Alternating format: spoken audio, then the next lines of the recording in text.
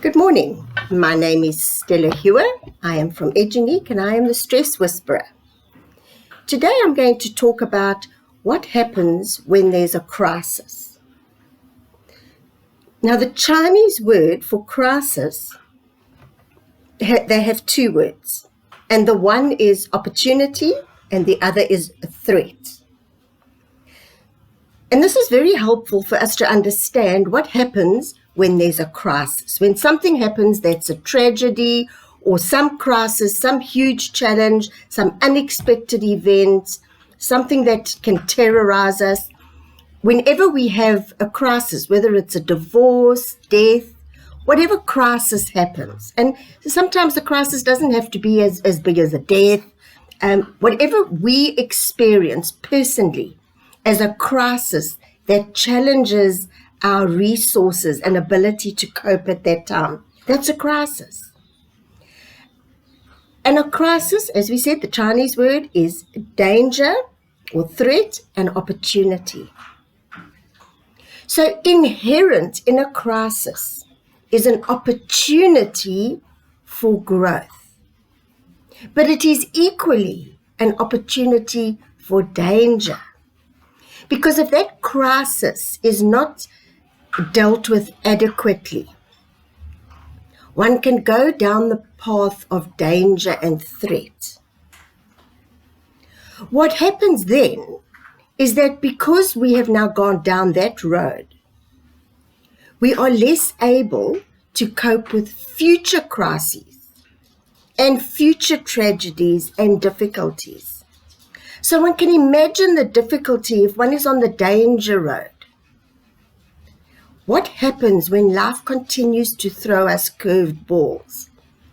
And life is difficult. Life is not fair. And some people have more than their fair share of troubles.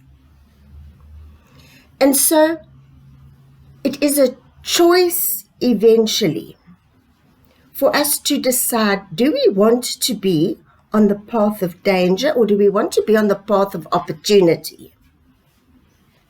Now, both paths are painful.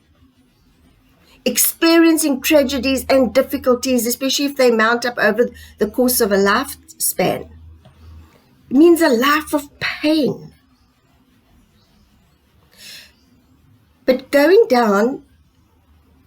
choosing to go down the road of opportunity is also painful because it means we have to recognize the danger we've been in.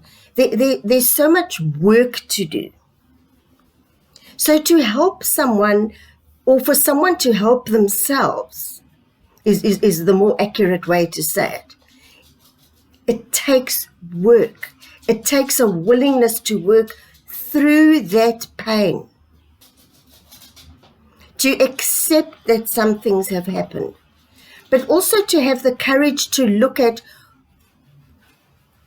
what damage has this done to us.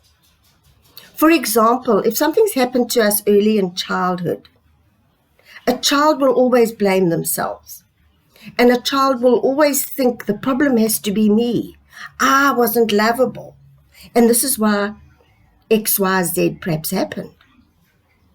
And the child grows up with a program that was set in childhood that I'm to blame. I'm not a nice person. I'm not lovable. And so a person grows up with a total lack of self-esteem and blaming themselves and feeling inadequate.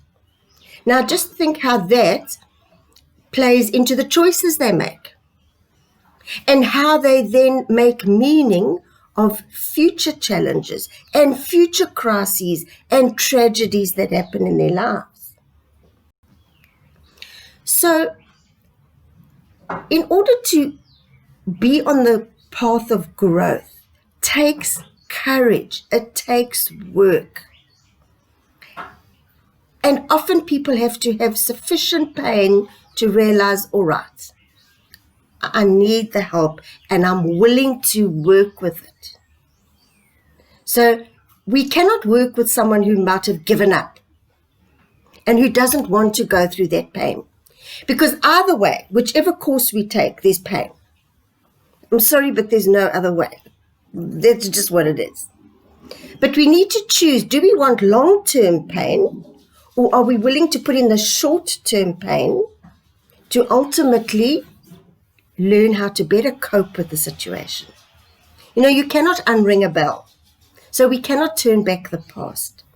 But very often, the thoughts, the perceptions, and our way of coping might not be optimal and might not serve us to get us on the road of opportunity. So really, one needs to be willing to do the work and to swap short-term pain to eventually have long-term peace. Now, nothing in this world is perfect, and when tragedies have happened, we are never going to be the same. Let's just state it as it is. And you wouldn't want it to be the same. I mean, if you've lost a child, you wouldn't want to go back to happy, carefree, like you really don't care. You honor that child, your pain, but there is a way to go forward, a way to, in a sense, make peace and accept it, and to be able to live in the present. But there's work to do. So my final question is, are you willing to do the work? I'm Stella, I'm the Stress Whisperer, and I help people on an individual basis to look at stress and to see how one can better manage it.